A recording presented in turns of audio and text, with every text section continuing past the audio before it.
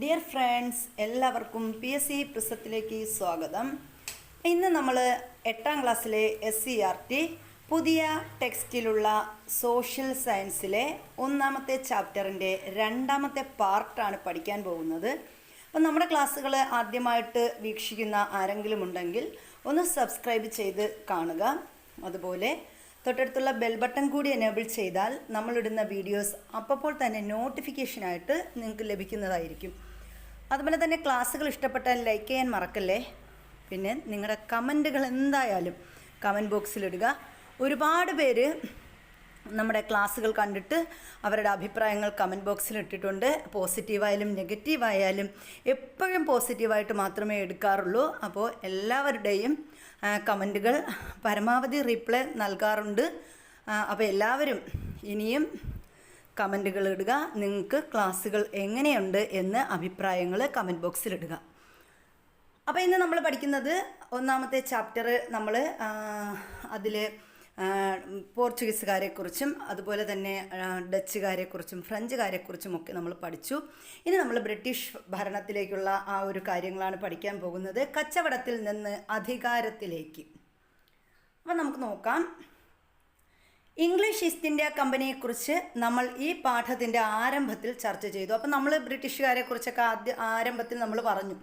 ഏഷ്യയുമായുള്ള വ്യാപാര ബന്ധത്തിന് ബ്രിട്ടീഷുകാർ 1600 ഇംഗ്ലീഷ് ഈസ്റ്റ് ഇന്ത്യ കമ്പനി സ്ഥാപിക്കുന്നത്. അപ്പോൾ ഈ ഇംഗ്ലീഷ് ഈസ്റ്റ് ഇന്ത്യ കമ്പനി സ്ഥാപിതമായ വർഷം എന്ന് ചോദിച്ചാൽ 1600.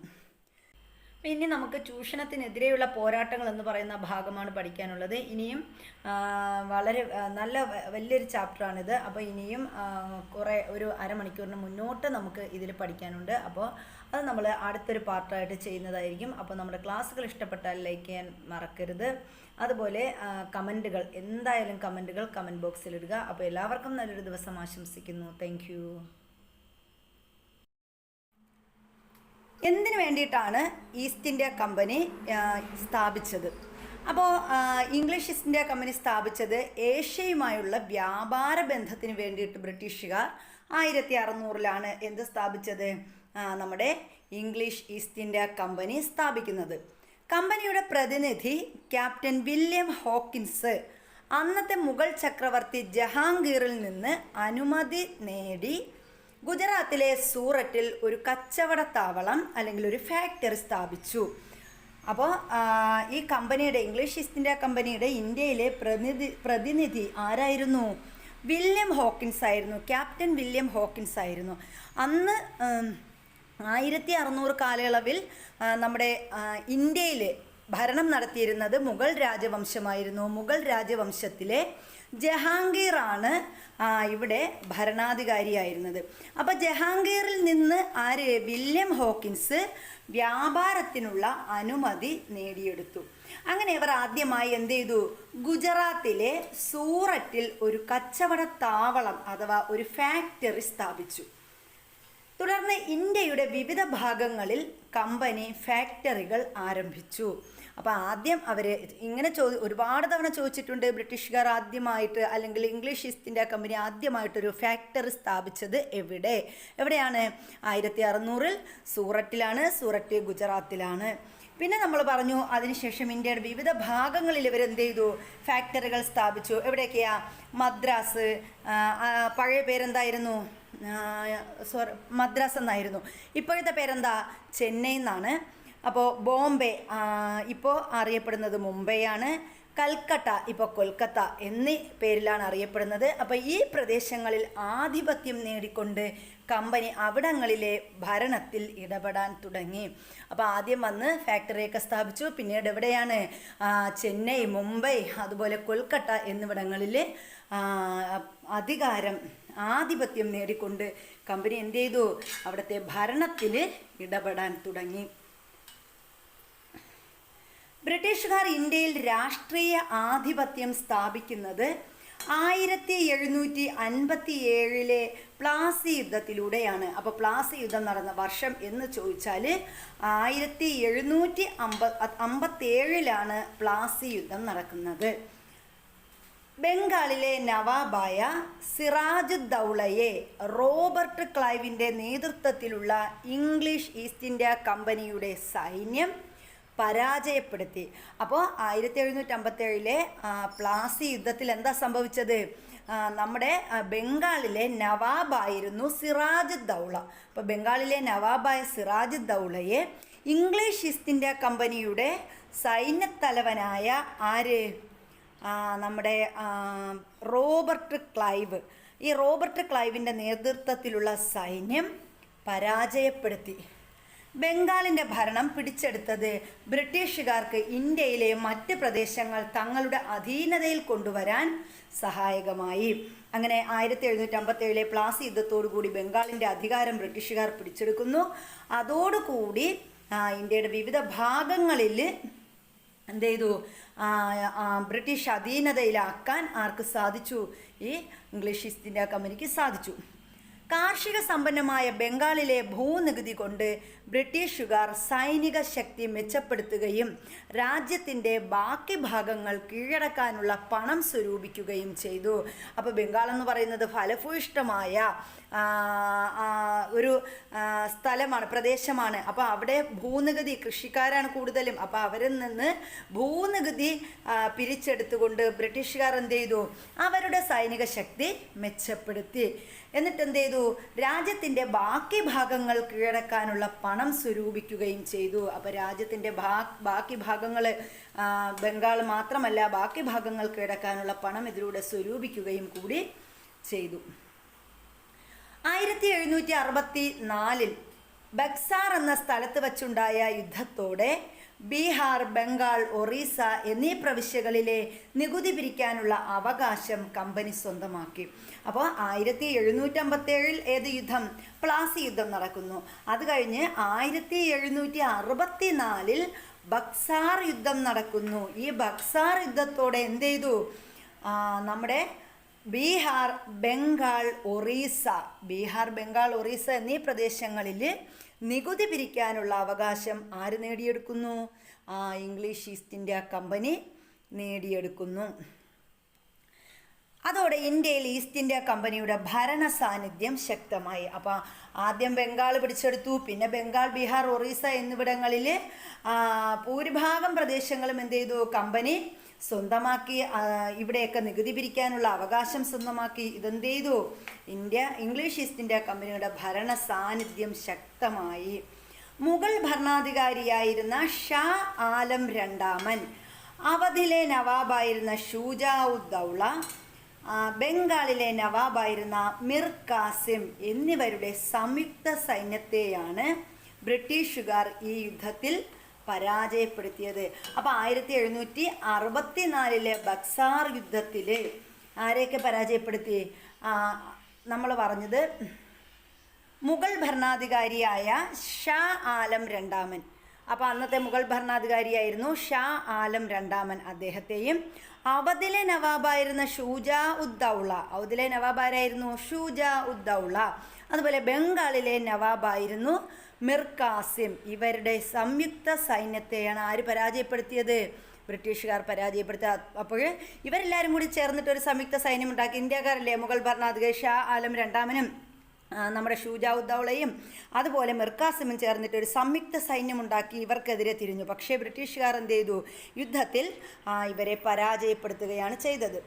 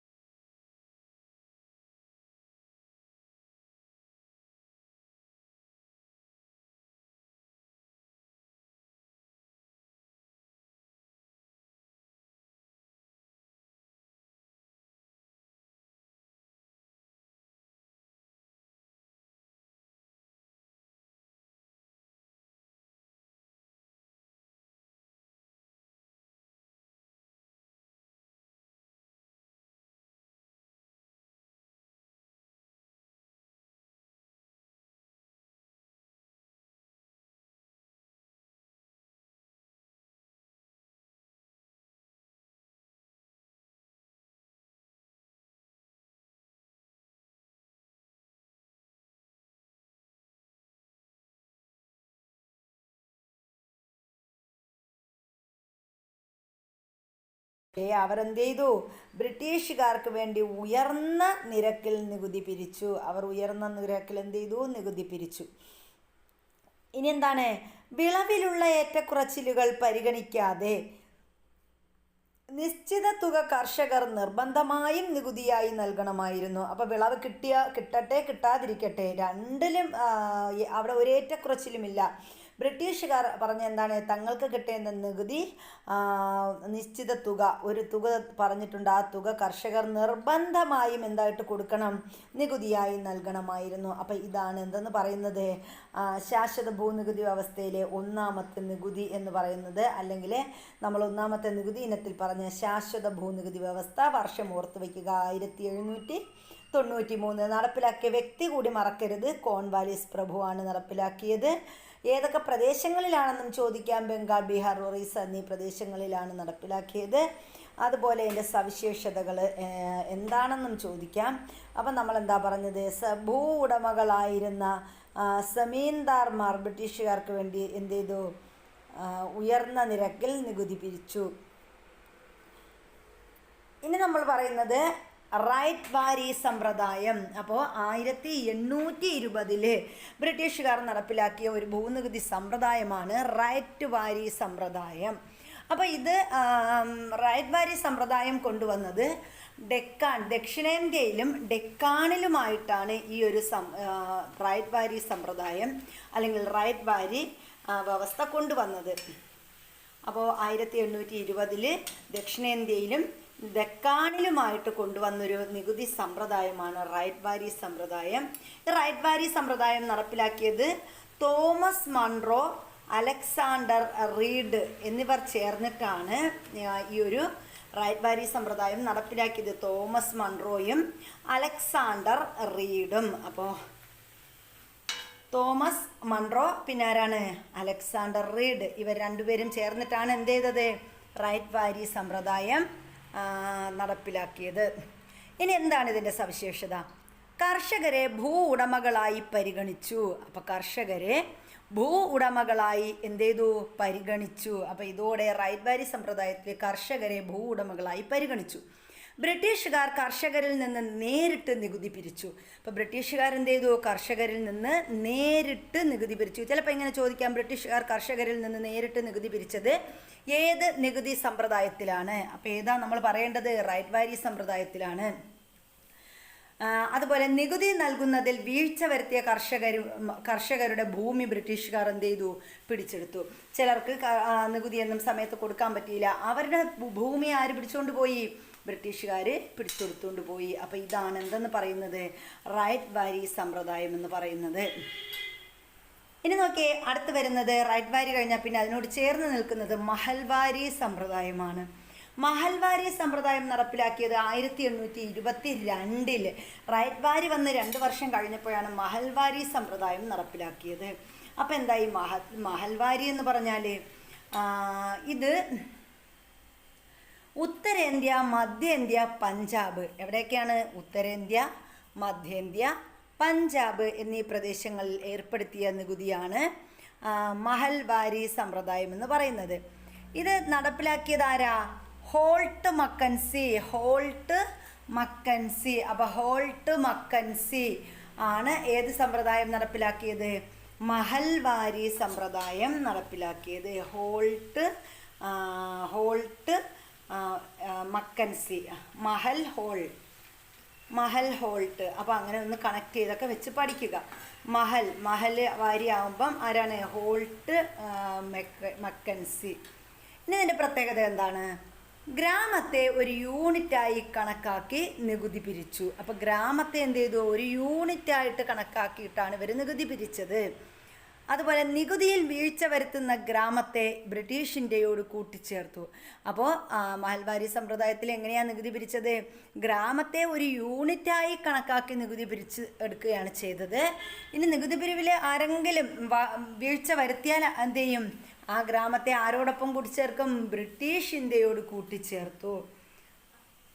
ഇനി നമ്മൾ പറയുന്നത് ബ്രിട്ടീഷുകാർ നടപ്പിലാക്കിയ നികുതി സമ്പ്രദായങ്ങളുടെ പൊതു സവിശേഷതകൾ നമുക്ക് പരിശോധിക്കാം. എന്താണ് നമ്മളിതിൽ നിന്ന് കണ്ടതൊക്കെ? എന്തൊക്കെയാണ് പറയാമല്ലോ?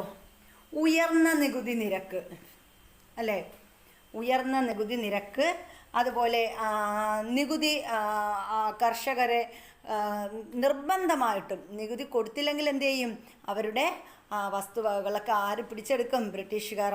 ബ്രിട്ടീഷ് ഇന്ത്യയോട് കൂട്ടിച്ചേർക്കും. അങ്ങനെ നിർബന്ധിതമായിട്ടുള്ള നികുതി നിരക്കാണ് ആര് കൊണ്ടുവന്നത്, ബ്രിട്ടീഷുകാർ കൊണ്ടുവന്നത്.